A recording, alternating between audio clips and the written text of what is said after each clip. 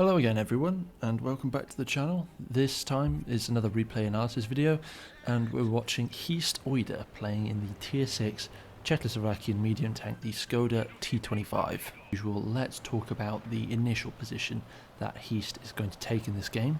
They elect to go to the building that's sort of on that ridge that's defending the friendly base, and that's absolutely fine. A conservative position at the start of the game is always a decent idea if you don't know which way you want to go or which way your team's going to go. If you're in a quicker tank and you end up heading off on a flank on your own, you have to turn back around and get back to some friendly guns in case you get overwhelmed.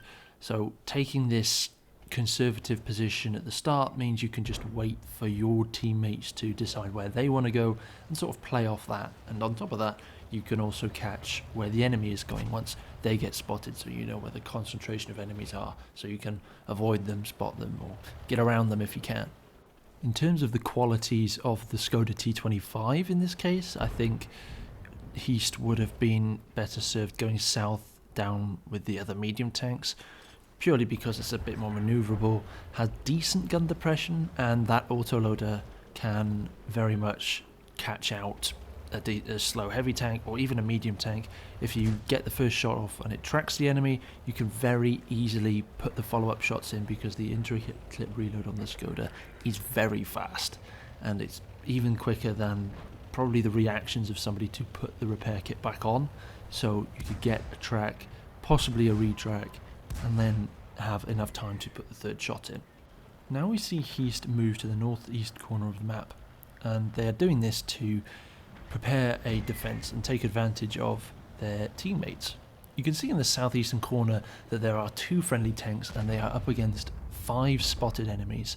There could be more or with artillery backup, but the point is that those 2 friendly tanks are still alive, and the reason why I like what Heast is doing here when they're doing it, they could very easily stay where the T78 is and just wait there, but the advantage of taking this position early is that they are able to take advantage of the spotting provided by those forward friendly tanks. If they had waited until they died and spotted on the map that there was nobody there, then they wouldn't be able to take these shots and would have to take the advancing enemy head on and use their own hit points. I will say though that Heast is using the bushes correctly and would be guaranteeing that they weren't going to get spotted, but if you look at the map, those enemy tanks are currently outside of that white circle, so even if Heast was sat in the bushes when they were firing and the bushes weren't opaque in the sniper view, they still wouldn't be spotted because the server doesn't check further than the white circle for spotting. That's just a very small nitpick in my opinion anyway. If the only benefit would be that you'd be able to move about 20 meters further forward and it would get you some better shots maybe, but overall it's a very, very good decision here by Heast to get to the position early and take advantage of that spotting. They even managed to save that VK-3001H, who is now pushing back into their original position because the enemy tanks that were pushing them are now dead. And you can see that the T78 is also relocated, and what you can do in your games is, this comes with a slight bit of map knowledge, but if you just turn your camera or just take quick looks around and see who can actually cover you, you can really take advantage of that and bait enemies over the ridge and try and bring them into the lines of fire of friendly tanks. So as this VK is trying to bait out the remaining attackers, let's take a look at the overall situation of the map. You can see that the friendlies have managed to push all the way through the town and have made it to that sort of mid-ridge overlooking the enemy camp, but there are quite a few more enemy tanks than friendlies there defending it, so it could be a bit of a challenge, especially now since that M6 goes down to the enemy artillery. For only a Type 64, it's going to be very, very difficult if it gets pushed. Now, there isn't much movement in the eastern side of the map. The enemies seem to have run out of steam a bit there and are quite content with holding that ridge. The friendly Type 64 is being assaulted and just dies there, leaving only a VK-3001H to sort of watch the mid. An enemy Stritzfarm does try and make a break for it, and they do get close enough to pick out the friendly artillery, but they do get killed for it. And here Heast decides to go for a very, very conservative defensive position. They decide to go into this bush right on the edge of the map. Now, I think this is quite a big mistake. When you're on the defensive like this, you are outnumbered and the enemy have opportunities on many different sides to take. You really have to extend your defensive field as much as you can. So what I mean by that is get as much view range out as possible and try and find out which direction the enemies are coming from. This will allow your allies to sort of maneuver and get ready for the incoming enemies, because you're packed into a tight space. It's not going to be that hard for them to just turn around and help you out. So this bush isn't really providing any view range except for maybe along that very top A line.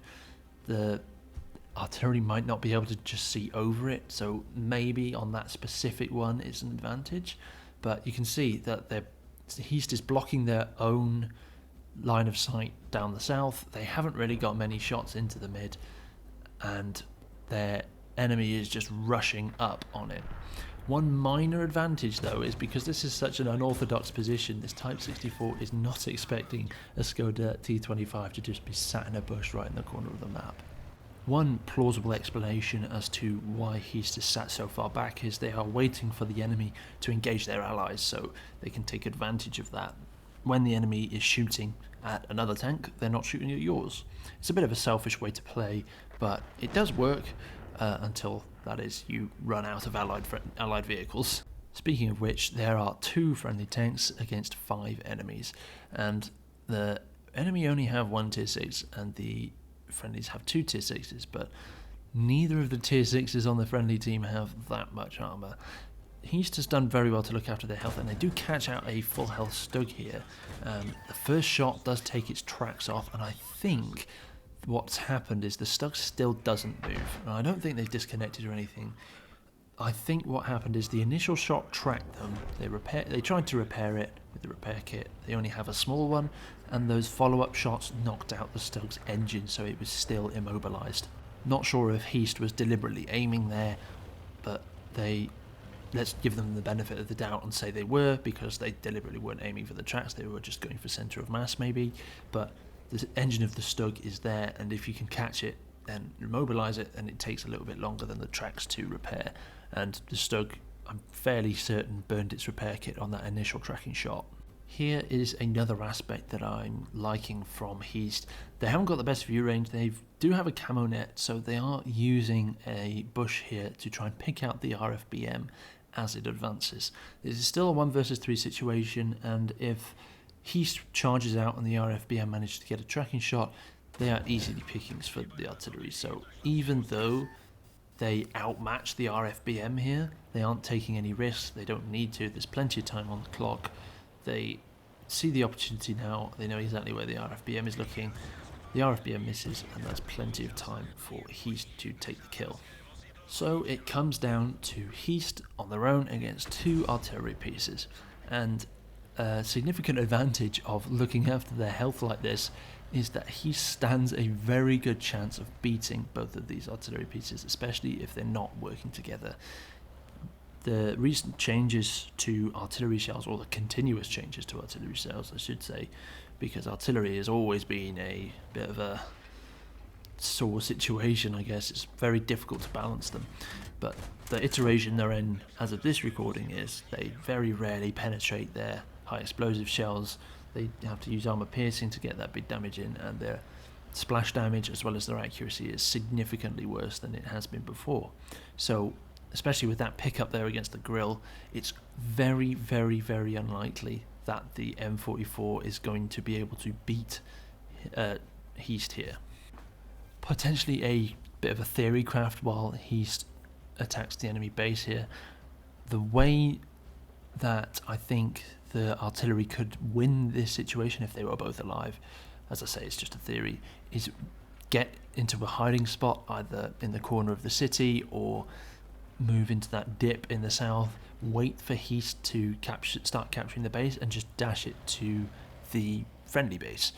That way, Heast only has 40 seconds to cross the entire map, and it's full of swamp and difficult terrain. There's no way Heast would be able to get back, but as I say, that relies on both of the enemy artillery being alive, and that's obviously not the case. Heast picks out the M44, who is making a run for it, and the M44 does not have enough health to take a full clip from the Skoda T25. So it's just a matter of time here. The M44 is going to have to get spectacularly lucky to be able to stop Heast here from picking up their top gun. And let's see if they can do it. They don't even fire a shot. Heast takes this game down with 6 kills, almost 3,000 damage, and not a single hit point lost. So a pretty comfortable victory there at the end for Heastoida in the Skoda T25. I think their general play style of sort of sitting back, waiting for the enemy to run into friendly tanks and then taking advantage of that engagement, almost sort of third-partying them or just getting around them or taking free shots is what they did. I think the only tank that managed to get a shot off at them was that Type 64 that bounced. All of the other tanks were too busy shooting at other friendlies or just taking pot shots. So there is merit in that playstyle. You can definitely use it to your advantage, but I would say that as many examples that can be brought up, your team can very quickly just disintegrate in a battle. That kind of situation, that kind of playstyle only works when your team is losing, but not by much. If they get absolutely smashed, there's no way that will work. You'll just get overwhelmed. And you need to be able to do what Heast was doing and recognize what was happening before it happened, so you can take advantage of your friendlies while they're still alive instead of after the fact, because chances are the positions that Heast was using there wouldn't be viable if there were no friendlies spotting for them and stopping the enemy from advancing. But nevertheless, that's the game. Thank you all for watching. I hope you liked it. If you did, consider clicking the like button and subscribe if you are interested in this kind of thing. If there's any replays you particularly want me to see, just drop a link or the what replays link down in the comments below, and I'll be sure to take a look at them. Anyway, thank you for watching.